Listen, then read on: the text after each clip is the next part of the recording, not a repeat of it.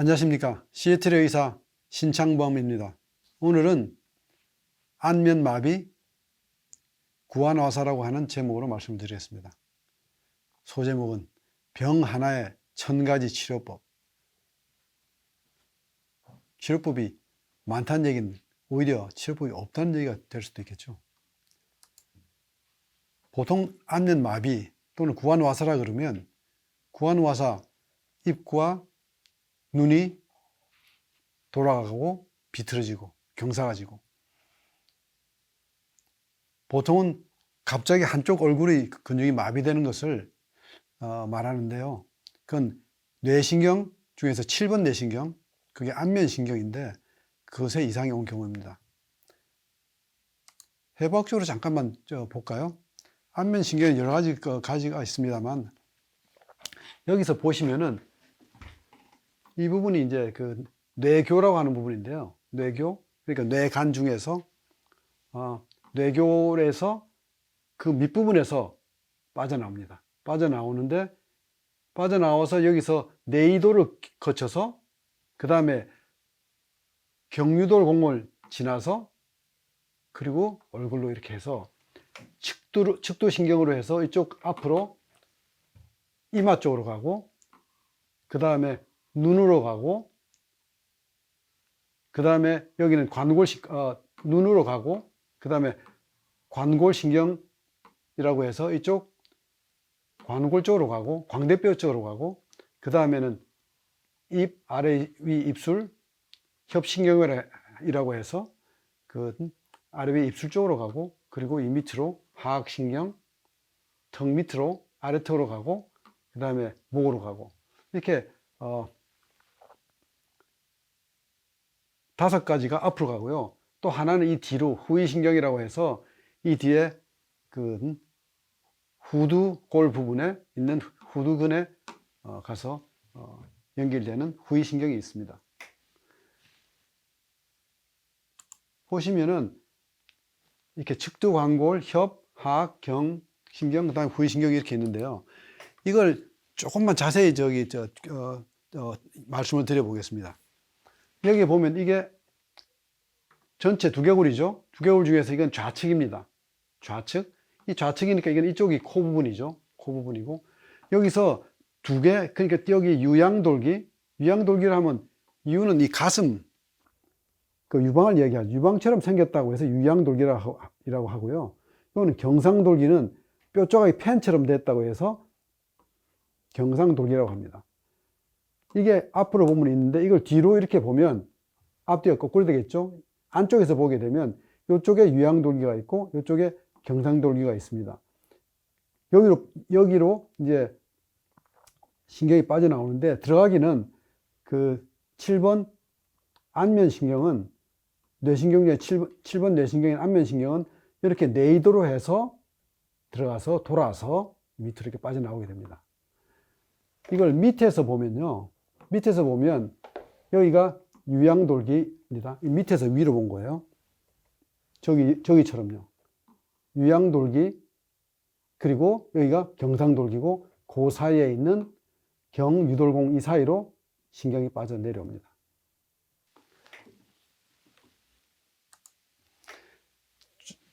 요걸 이제 다른 그림으로 보면 여기에 있는 뇌교에서 빠져나와서 뇌이들을 통해서 이렇게 디귿자로 리을자로 이렇게 돌아 나와서 평평하게 가다가 이렇게 밑으로 내려옵니다.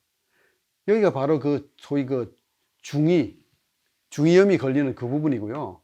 이거는 이 뼈는 마찬가지로 아까 이야기했던 측두골이죠. 그 다음에 요 부분이 경유동골입니다. 근데 요 길이가 사실은 4mm, 그 다음에 9mm, 13mm 이렇게 해서 이 부분이 상당히 짧습니다. 요만큼. 그러니까 우리 바깥에서 저기 피부에서 안으로 깊숙하게 여기까지 들어가려면 한 5cm 정도, 4, 5cm 정도 이렇게 들어가면 여기까지 이렇게 들어갈 수가 있습니다만, 뼈가 있기 때문에 그렇게 접근할 수가 없겠죠. 그래서 그럼 안면신경은 도대체 뭘 하는 거냐 하면 아까 그 5가지 가지가 얼굴 앞으로 나오는데요. 그게 안면 근육을 관장하고요. 안면 근육들을 관장하고 그것뿐만이 아니고 이게 여기 눈으로 가죠. 눈물과 그다음에 이게 침이 나오게 하는 것에 관장을 또 하고요. 그건 부교감 신경이죠. 침은 이 밑이네. 이거네요. 침. 그리고 미각, 맛을 보게 하는 미각은 바로 이쪽으로 가게 됩니다. 요거까지 합쳐져서 여기에 안면신경을 이루는데요. 그러니까 안면신경이 어디가 문제가 되느냐에 따라서 여기가 문제가 되느냐, 또는 여기가 문제가 되느냐, 또는 여기가 문제가 되느냐에 따라서 증상이 좀 달라지겠죠. 그래서 보통 안면 마비 증상이 있을 때 처음에 제일 많이 이야기를 하는 게 귀 뒤에 통증입니다. 이건 꽤 많은 한 60% 정도가 통증을 느낀다고 하는데, 그 다음에는 그 혀 밑으로 가기 때문에 미각이 둔화가 되고요.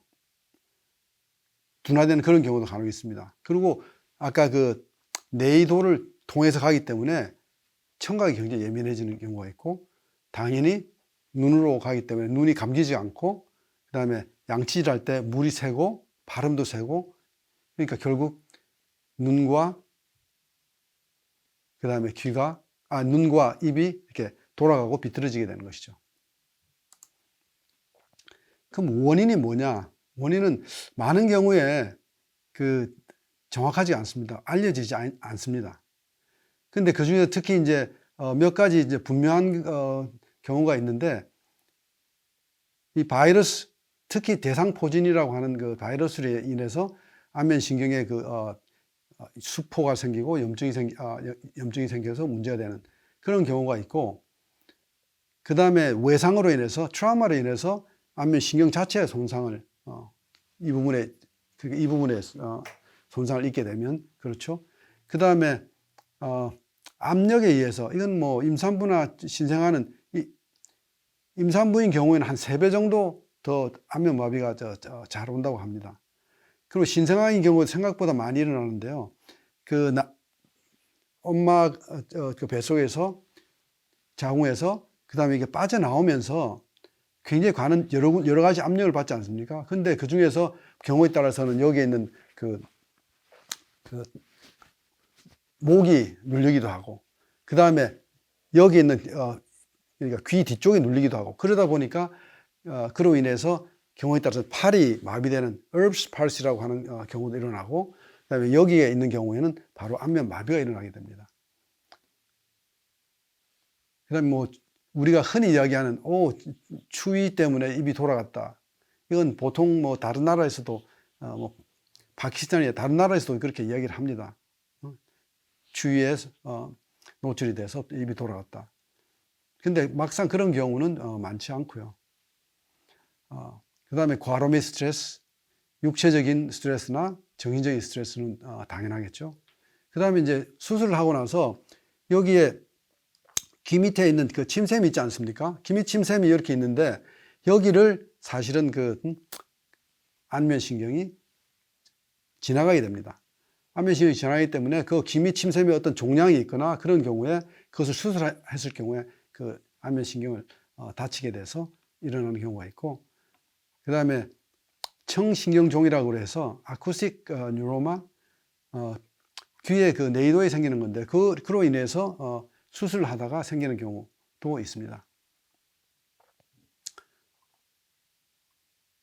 그리고 보통의 이렇게 말초성, 지금 위에 이야기한 건 다 말초성인데요. 그렇지 않고 중추신경의 이상으로 인해서 오는, 그러니까 뇌경색 또는 중풍이라고 하는 그런 것에 인해서 있는 안면마비는 상황이 좀 다릅니다. 한번 보실까요? 이런 뇌졸중 또는 중풍으로 인해서 안면마비인 경우에는, 즉 중추신경으로 인한 안면마비에는 특색이 좀 있습니다.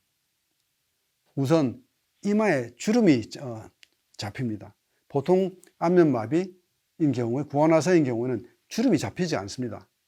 왜냐면은 우리가 지금 여기 있는 그 이마의 주름은 재미나게도 양쪽의 오른쪽 왼쪽의 신경이 다 거기에 연결이 되어 있기 때문에 우리가 지금 다른 그 근육들은 따로 이렇게 눈도 이렇게 윙크를 한다든지 아니면 뭐 입을 한쪽을 올린다든지 이렇게 되지만 이마는 한쪽만 올릴 수 있는 분이 별로 계시지 않을 거예요. 저는 보지를 못했습니다. 왜냐하면 이마는 한쪽뿐만이 아니라 양쪽에서 다 왼쪽은 왼쪽에서도 오른쪽 왼쪽을 관장하고 신경이 연결되어 있고 그 다음에 오른쪽대로 또 연결이 되어 있기 때문에 그 뇌절정으로 뇌 자체에 손상이 있는 경우에는 이마에 주름이 잡히지 않습니다. 이마의 주름이 그대로 남아 있습니다. 그렇지만 안면마비 또는 그 구안화사인 경우에는 이게 입뿐만이 아니고 눈뿐만이 아니고 이마에도 주름이 잡히지 않습니다. 그리고 눈을 제대로 감았다 뜰 수 있다 이런 경우에는 대부분 안면마비가 아닙니다. 그건 뇌졸중인 경우죠. 눈에 충혈 증상이 없는 경우 이런 경우에도 그 뇌졸중으로 일 가능성이 많고요. 얼굴 외에 팔다리가 마비된 경우 얼굴만 이렇게 마비가 되게 하려면 뇌 부분에서는 굉장히 조그만 부분이 그 손상을 입어야 되거든요. 뇌에서는 주로 뇌혈관이 관련이 되는데 그렇게 되는 경우가 굉장히 드물고 다른 팔이라든지 다리라든지 이런 걸 같이 겹치게 돼 있기 때문에 얼굴만 나타나기가 극히 드물다는 것입니다. 그래서 다른 팔, 다리가 마비 등 증상이 같이 나타난다는 것이죠. 그리고 감각 이상이라든지 이 그 안면신경은 거의 대부분이 운동신경이기 때문에 감각 이상이나 그 다음에 어지럼증이나 이런 게 동반하는 경우는 안면신경이 아니라는 그런 뜻이고 보다 그러니까 안면신경인 운동신경하고 그 다음에 또 감각이 있는 감각신경하고 같이 연결되는 부분이니까 보다 더 그 뇌 쪽에 가까운 쪽에서 문제가 일어나는 거라고 볼 수가 있죠. 그래서 뇌졸중을 의심하게 됩니다. 어지럼증인 경우에도 마찬가지고요. 그리고 우리가 흔히 이야기하는 그 안면마비는 영어로서는 벨마비라고 하는데요. 벨스 팔시라고 하는데 이거는 뭐 급하게 한쪽에서 안면마비가 일어나는데 한 3분의 2 정도가 얼굴 마비의 한 3분의 2 정도가 소위 말하는 벨마비라고 할 수 있습니다. 그런데 재미나게도 이게 오른쪽이 더 많이 일어납니다. 오른쪽이 한 63%라고 되어 있는데요. 왼쪽은 약 한 3분의 1 정도가 왼쪽이고 오른쪽은 3분의 2 정도가 오른쪽이고 그럼 재발이 되느냐 안 되느냐 이건 재발이 될 수가 있습니다. 연구에 따라서 조사에 따라서 여러 가지가 있는데 크게 뭐 4 내지 14%라고 하는데 재발이 가능합니다. 그럼 모든 연령대에서 일어날 수 있고 30대, 40대, 50대가 많고 최근에는 20대 발병률도 급격히 증가합니다. 예전에는 50대가 많다고 그다음에 40대가 많다고 하다가 이제 30대가 주를 이룬다고 이야기를 하고 있습니다. 이건 그 얼굴 뭐 근육을 한번 본 건데요. 얼굴 근육은 이렇게 앞에 전두근, 후두근, 모상 근막이라고 해서 이게 쭉 연결이 되어 있죠. 그래서 두통이 있는 경우에 뒤에서 이렇게 쭉 이렇게 연결된 전두통과 후두통이 같이 가는 그런 경우가 많고 여기에 보면 많은 근육들이 눈과 입, 그다음에 여기에 있는 광대뼈에 관련되어 있는 그런 그 근육들 여러 가지 근육이 있습니다. 조금 자세히 보시면요. 여기에 그 얼굴에는 그 얼굴로 가는 안면신경은 5가지가 다르다고 할 수 있는데 우선 앞에 이마로 가는 거, 그다음 눈으로 가는 거, 여기에 뺨으로 가는 거, 그다음 입으로 가는 거, 그다음 밑에 아래턱과 목으로 가는 거 이렇게 하나, 둘, 셋, 넷, 5가지의 가지가 있다고 볼 수 있습니다. 앞면으로 가는 건. 그리고 뒤로 이제 한 가지가 뒤로 가고 있고요. 보면 여기 앞부분에는 주로 이마, 그렇죠? 전두근, 그 다음에 요렇게 해가지고 그 추미근이라고 해가지고 얼굴 이렇게 눈썹을 주름을 잡을 때, 저도 지금 여기 주름이 가 있는데요. 그 추미근 이라고 하고, 이게 바로 앞부분, 전두 부분에 해당되는 근육이고, 그 다음에는 눈둘레 있는 근육도 관련이 되고, 그 다음에 광대뼈 근육들이 여기 이거하고 이게 광대뼈 근육이죠. 이게 있고, 그다음 입둘레 근육, 그 다음에 여기에는 입꼬리를 내리는 거. 그러니까 우리가 불만족스러울 때 이렇게 입을 이렇게 내리지 않습니까? 그게 있고, 그 다음에 아랫입술을 내림. 아랫입술 내릴 때 밑으로 이렇게 내밀면 쭉 내리니까 그것도 마찬가지로 불만을 나타낼 때 아랫입술 내리는 그런 동작이 나오죠. 그 아랫입술 내림근이 있고, 그 다음에 구근이 있고, 그 다음에 이건 뭐라고 해야 될지 몰라서 그냥 한문으로 그냥 구근이라고 했습니다. 그 다음에 넓은 목근, 광견근이라고 해서 넓은 목근이 있고, 이렇게 다양한 근육들이 안면신경의 명령에 따라서 움직이게 돼 있죠. 그래서 온갖 우리 표정을 짓는 거, 이 안면신경이 중요한 것은 사실은 온갖 표정이 다 이걸 통해서 나타난다는 것이죠. 참고로 동물들도 표정이 있을까요? 있습니다. 우리가 사람들한테는 뭐 한 28가지 표정이 있다고 하는데 굉장히 서틀하지만 말이 생각보다 표정이 많다고 합니다. 뭐 17, 18가지가 있다고 하고, 개들도 거의 비슷하게 표정이 있고요. 다른 동물들도 우리가 몰라서 못 알아채는 것이 굉장히 감정의 표현이 있습니다. 근데 여기서 중요한 것 중에 하나가 말초신경에 손상이 갖는 경우에 우리 인간들은 평균 하루에 1mm씩 재생을 시킵니다. 그럼 예를 들어서 안면신경의 경우가 12cm 내지 15cm라고 하면 이론상으로는 120일 내지 150일이 걸릴 수 있는 것이죠. 그래서 보통 뭐 3개월 내지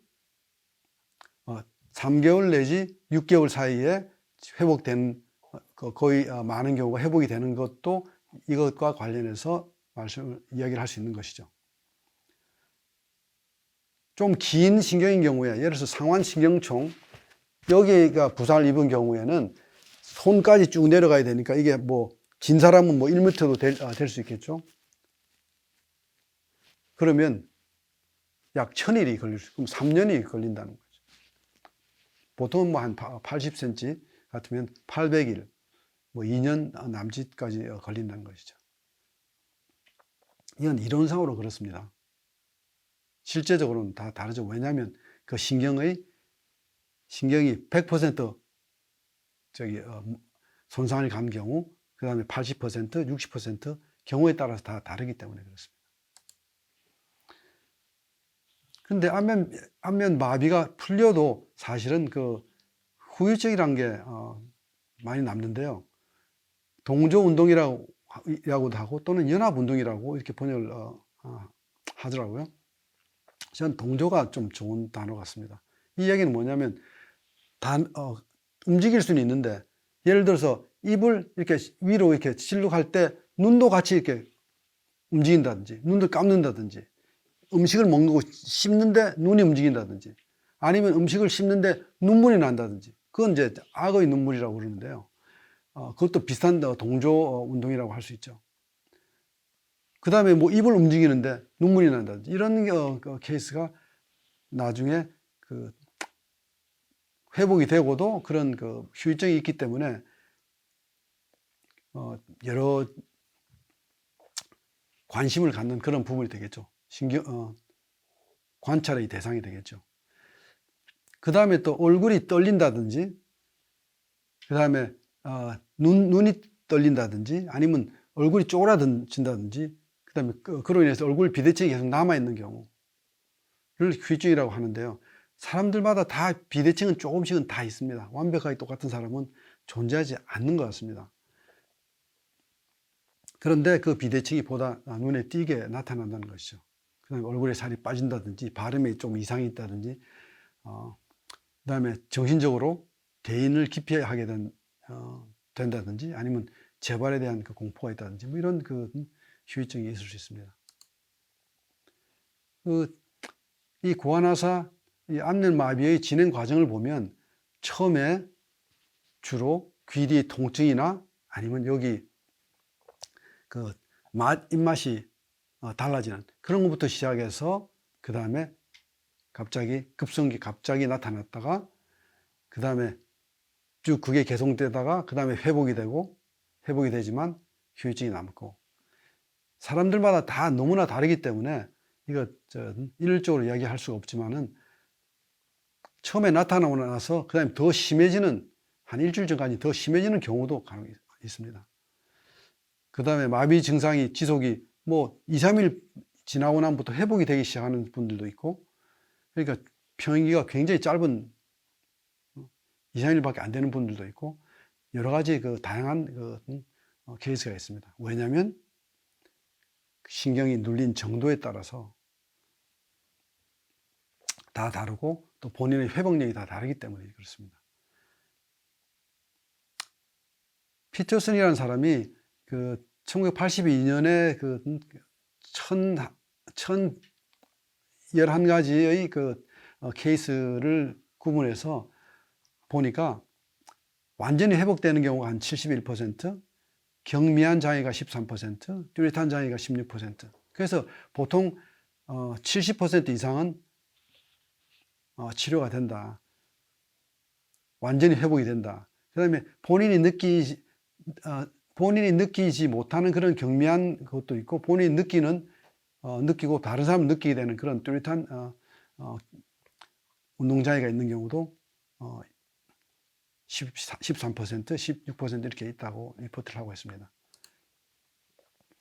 그래서 이게 회복 기간을 보면 첫 1주 내에 거의 40%, 2주가 되니까 뭐 53%, 한 달이 지나니까 63%. 그러니까 이 얘기는 뭐냐면 처음 1주에 한 3분의 1 이상이 40%가 회복이 되고요.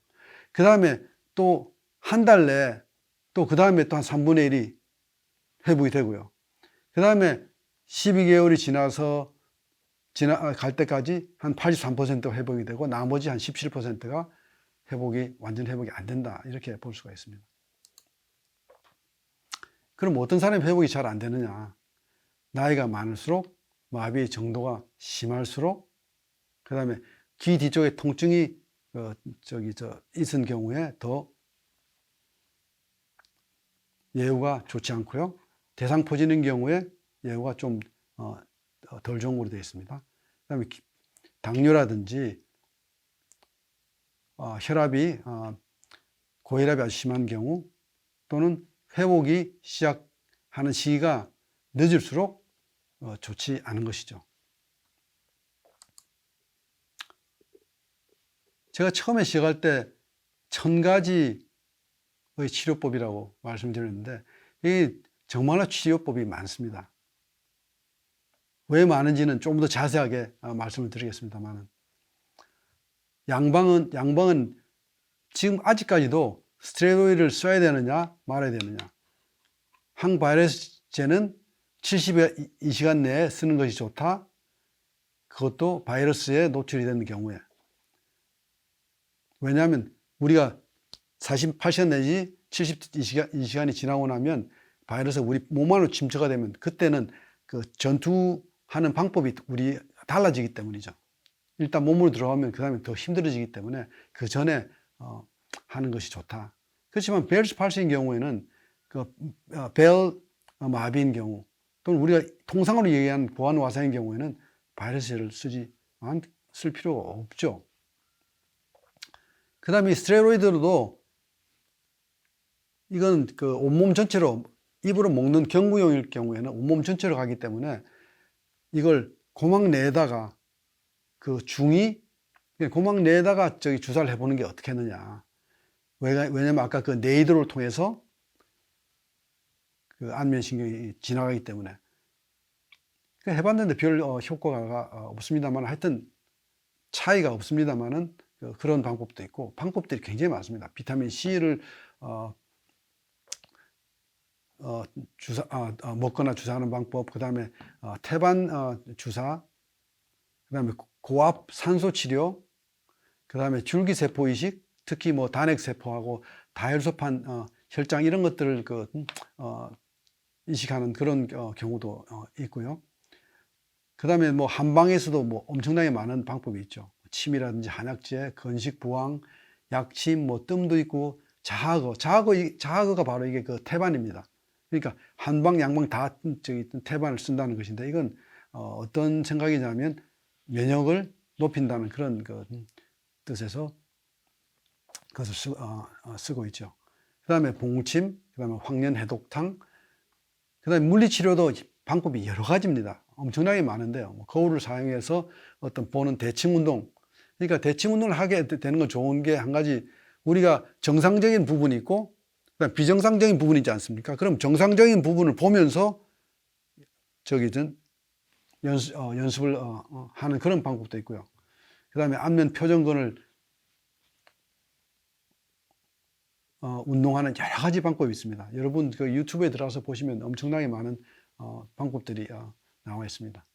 그 다음에 전극으로 표면을 자극한다든지 그 키니지오 테이프라 그래서 테이핑으로 근육 약한 부분을 밸런스를 맞춰준다든지, 그 다음에 턱관절이라는 건 여기에 턱은 아래 위로 이렇게 움직이게 되어 있는데 옆으로 이렇게 비틀어진 경우가 꽤 있습니다. 그런 경우에 여기에 있는 아무래도 안면신경이 관련된 그 부분들이 영향을 받기 때문에 턱관절 조절이라는 방법을 또 쓰는 분들이 계시죠.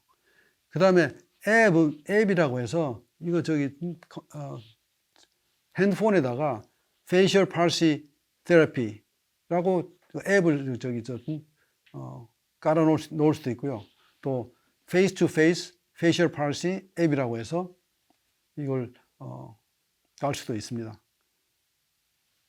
그리고 기타 다른 방법이 너무나 많습니다. 뭐 어떤 닥터 세비란 세비 알칼라인 다이엇이라고 해서 다이엇으로 컨트롤하는 방법, 얼굴 마사지 기계, 눈 가리 기계, 그다음에 알파 리포익 애시드, 이건 신경을 재생한다는 그런 뜻에서 재생에 도움이 되는 물질이라고 해서 알파 리포익 산을 쓰기도 하고 먹기도 하고, 그다음에 인도 사람들이 많이 쓰는 투메릭, 그 중에 투메릭 성분인 커큐민, 그 다음에 후추에서 추출한 바이오페린이라는 거, 그 다음에 각종 바이타민, 특히 바이타민 B, B2, B6, B9, B12, 그 다음에 일종의 미생 녹조인 스피룰루나 이런 것들 외에도 굉장히 많은 방법들이 있습니다. 한방에서도 아까 걸크민, 주메릭 같은 비슷한 강황, 방풍, 천마 이런 걸로 해서 기혈을 순환시키고 안면 근육 긴장을 완화시키고, 또는 기력을 보충하는 인삼, 황기, 백출, 그다음에 뇌 긴장을 완화시키고 스트레스를 완화시키는 당기, 시호, 향부자, 그다음에 염증이나 통증을 제거시키는 금우나 갈근, 계지, 이런 걸 한방에서도 여러 가지로 쓰고 있습니다. 지금 이건 뭐냐면은 아마존에 제가 들어가서 한번 찾아봤습니다. 뭐 도대체 고관화사에 뭐가 있냐 하고 벨즈 팔시를 치니까 이렇게 많은 것들이, 벨즈 팔시, 뭐 페이셜 스티뮬레이터, 아이 패치, 그다음에 트리트먼트, 메디신, 마사저, 페이셜 마사저, 페이셜 스티뮬레이터 유닛, 그다음에 머신, 북, 이렇게 해가지고 많은 카테고리를 해가지고 보면 뭐 너무 많은 것들이 가능합니다. 제가 일일이 이걸 소개시켜 드리려고 하는 게 아니고요. 그냥 이렇게 다양하다, 1000가지 방법이 있다는 걸 그냥 말씀드리는 거죠. 그 다음에 뭐 롤러 얼굴도 마사지 하는 것도 다르고 전기 자극하는 것, 예, 서플리먼트 뭐 여러 가지가 있습니다. 근데 여기서 제가 한 가지 말씀을 드리고자 하는 것은 도대체 치료가 과연 얼마나 효과가 있나. 왜냐하면 치료에 대해서 치료를 안 하는 것이 더 낫다고 하는 의사도 있기 때문입니다. 저도 사실은 그 스테로이드나 그 다음에 항바이러스를 쓰는 것이 큰 도움이 되지 않는다고 보는 편인데요.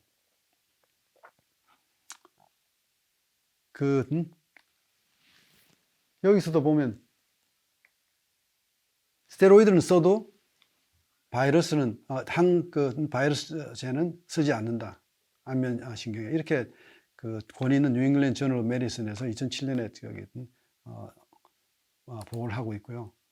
그 다음에 아직도 지금 계속 이 문제는 아직 완전히 그 결론이 나지 않았다고 저는 봅니다. 치료를 하는 게 좋으냐, 안 하는 게 좋으냐, 마찬가지냐, 정말로 도움이 되느냐. 그래서 보면은 여기서 보면 2001년에 아마도 probably effective 말이 애매하죠. 그 다음에 코크란 보고서라고 리뷰라고 해서 이건 굉장히 권위가 있는 것이기도 있는 리뷰 WHO하고도 관련이 돼 있고, 그러니까 클리니션한테 권유하는 방법 임상에서 어떻게 하는 게 좋겠다고 이렇게 레커멘드를 하는 그런 관련이 있는데, 그 연구 자료들을 리뷰해서 그 결론을 내고 이렇게 하거든요.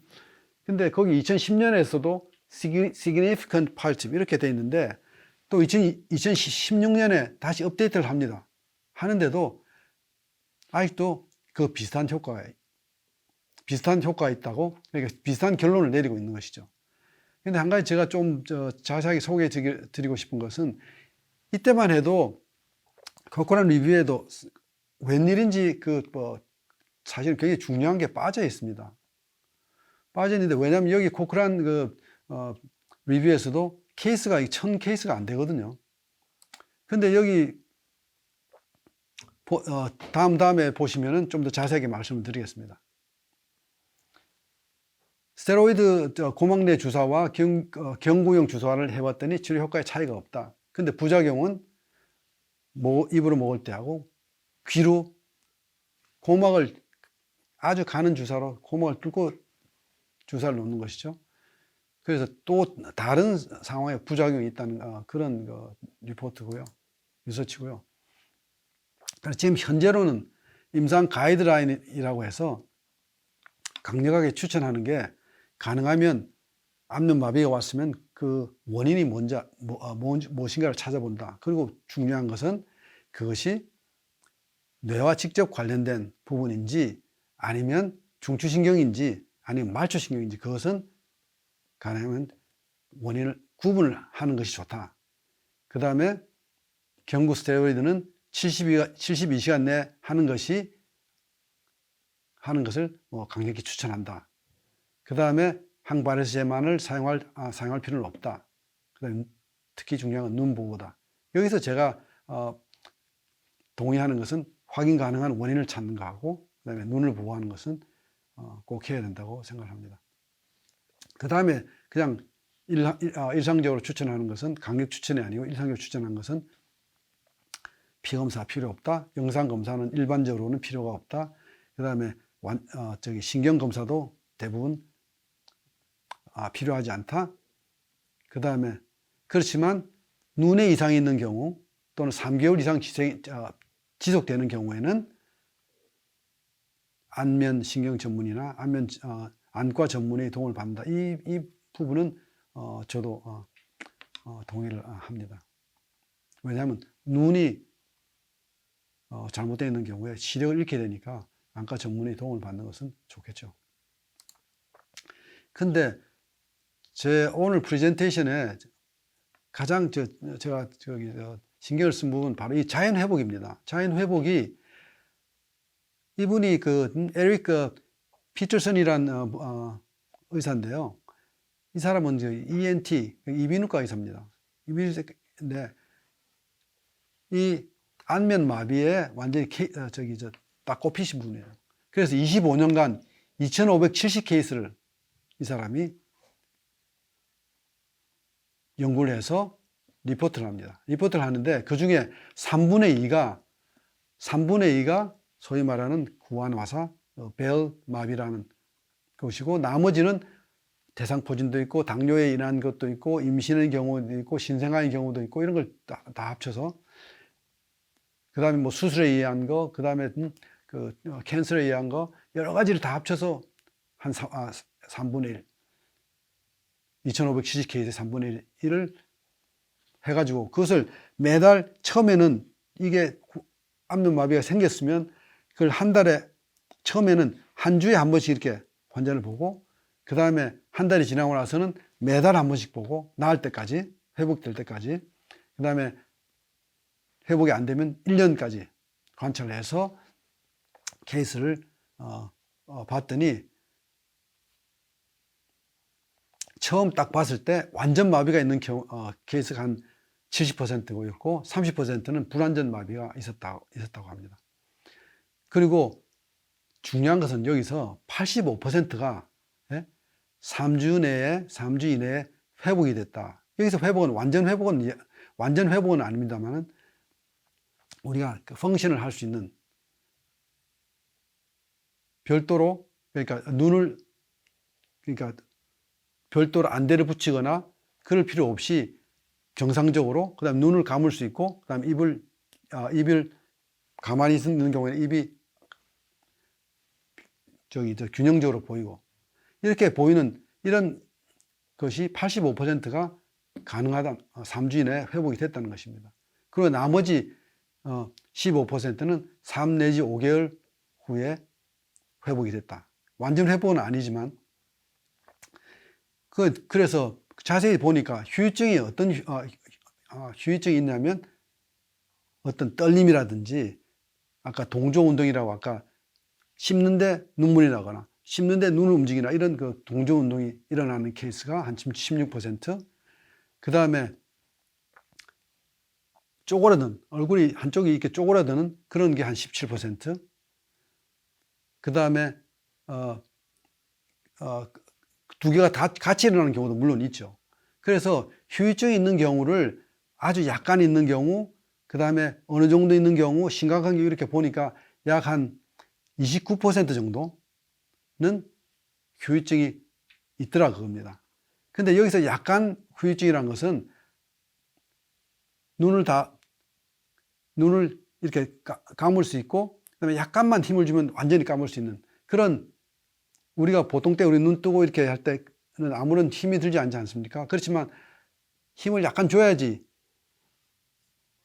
감기는, 그런 케이스를 이야기하는 것이죠. 그다음에 심각한 케이스는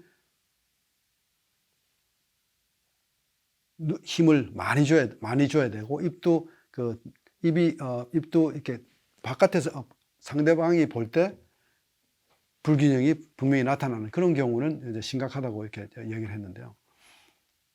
하여튼 이렇게 해서 실제로 보면 여기서 너무나 많은 분들이 자연 회복이 된다는 것입니다. 그러니까 치료를 하건 안 하건, 그럼 치료를 하고 나서 구체적으로 얼마나 효과가 있느냐에 관해서는 사실은 굉장히 퀘스천 마크가 붙어 있는 것이죠. 그래서 조사를 해보니까, 후유증이 좀 줄어들더라. 후유증이 28~9%가 아니라 18%더라. 그렇지만 그 숫자가 보니까 굉장히 적고, 이 닥터 피터슨이 한 케이스처럼 이렇게 2570 케이스를 한 연구는 아무데도 없습니다. 그래서 이분의 연구 결과를 저는 굉장히 중요시하고 있는데요. 그렇기 때문에 1000가지 치료 방법이 있어도 실제적으로 뭐 정말 효과가 있었냐? 가만 내버려둬도 이렇게 되니까요.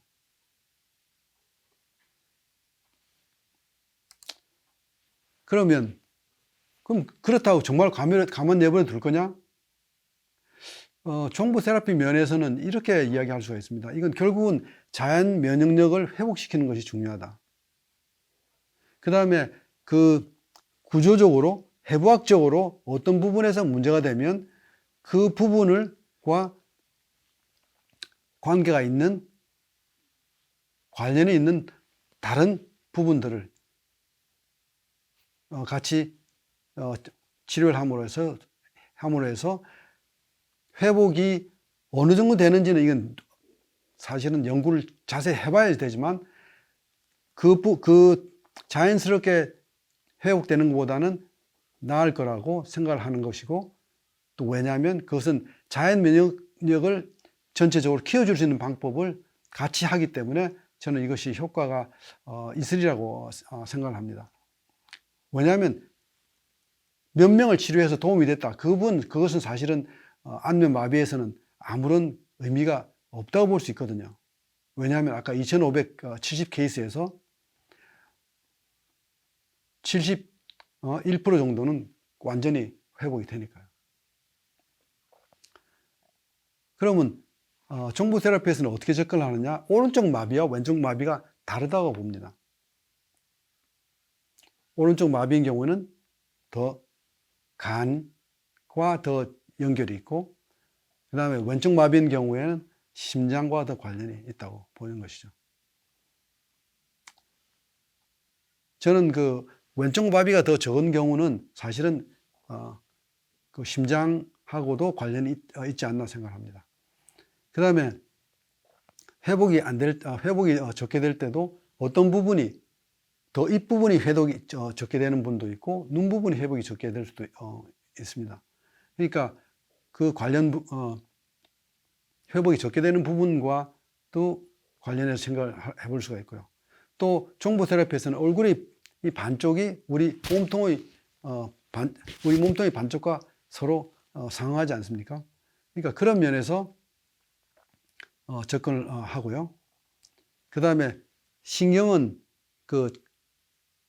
뇌에서 가까운 쪽에서 점점 먼 쪽으로 이렇게 재생이 되기 때문에 그 부분도 사실은 고려를 하면서 한번 점들을 찍어 보았습니다.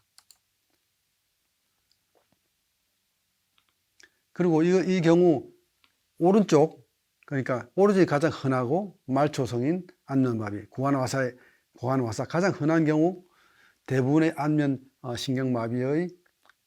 안면마비의 3분의 2가 되는 가장 흔한 케이스를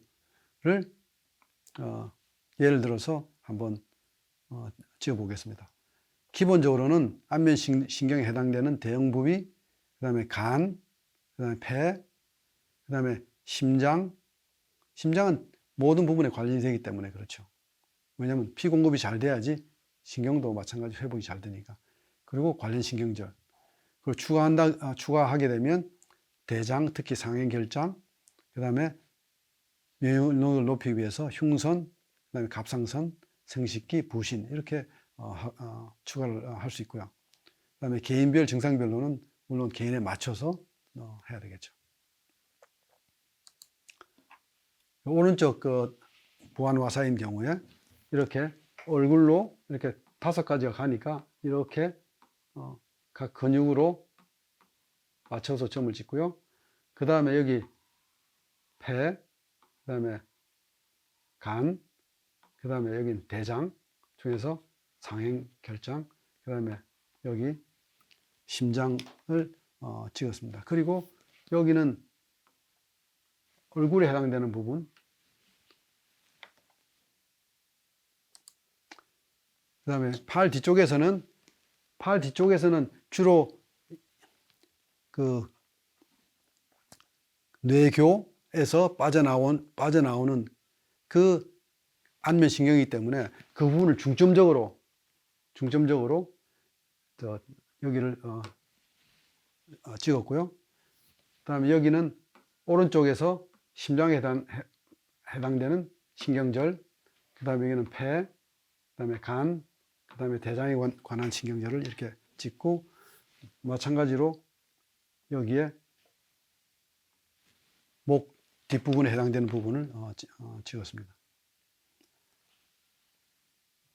아무쪼록 오늘 제가 말씀드린 것이 도움이 됐으면 좋겠습니다. 그렇지만 안면마비는 뭐다? 여러 가지 방법이 있지만 아직도 확실한 방법이 없다는 것이 오히려 우리가 예방을 해야 되고, 그리고 흔히 잘 알고 있는 좋은 생활 습관, 그다음에 좋은 자세, 그다음에 좋은 음식, 아주 기본적인 것들이 항상 중요하다는 그런 것을 다시 한번 느끼게 하는 게 바로 안면마비의 부분이 아닌가 생각합니다. 또 경청해 주셔서, 오늘도 경청해 주셔서 감사합니다.